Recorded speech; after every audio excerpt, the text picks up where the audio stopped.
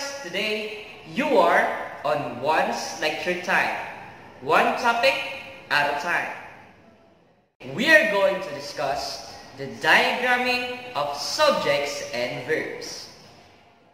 But before we go to the very center of our topic, let us first define what is a subject and a verb.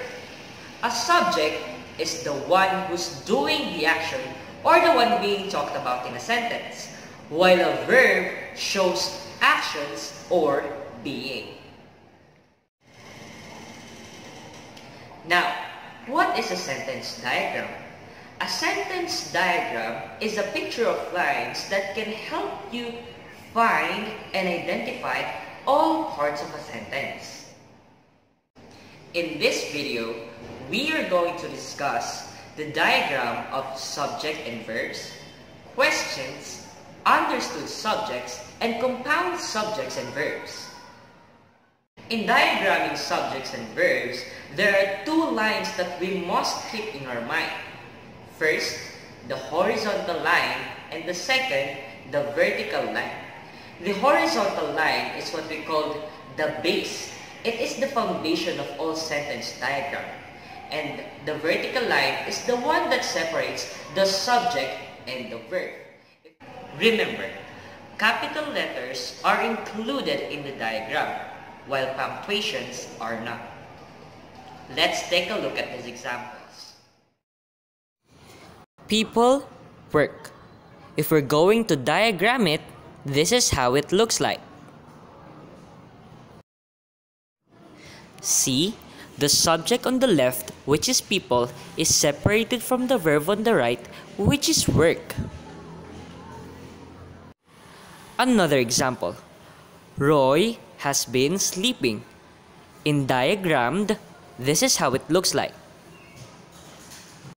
See, in this example, it is not just the verb, but the verb phrase that is separated from the subject. Now, let's proceed to the number 2. Let us diagram a question.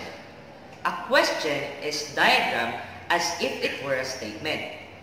Let us take a look at this example. Has Dale arrived? Dale has arrived. If diagrammed, see, there's no big difference.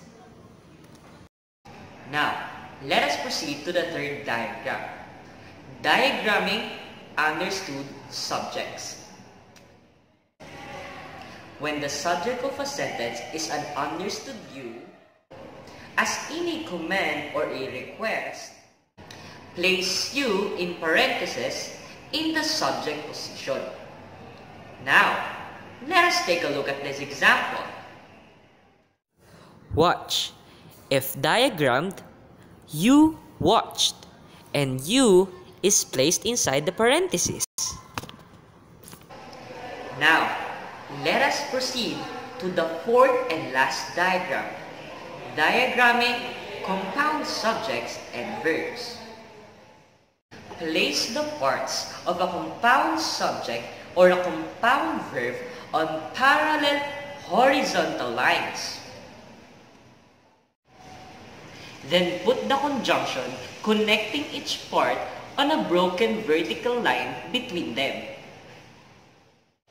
Let's take a look at this first example.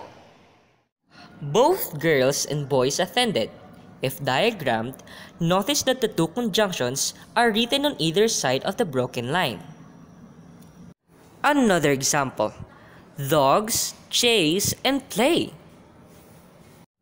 Lastly, Karen and Bart dived or swam.